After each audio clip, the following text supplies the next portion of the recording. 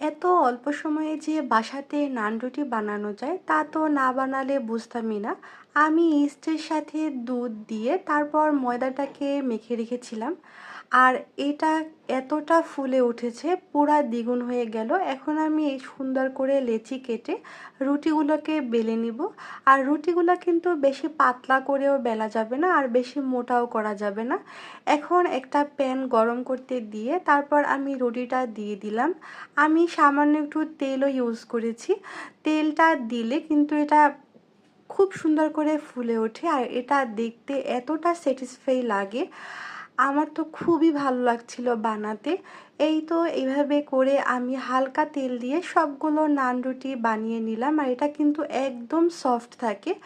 আর আজকে নান রুটি খাওয়ার জন্য আমরা বাসায় নিহারি বানিয়েছিলাম। নিহারিটা আমার এবং আমার হাজবেন্ড দুজনারই খুব পছন্দ। আর এই তো আজকের আমাদের ডিনারটা রেডি।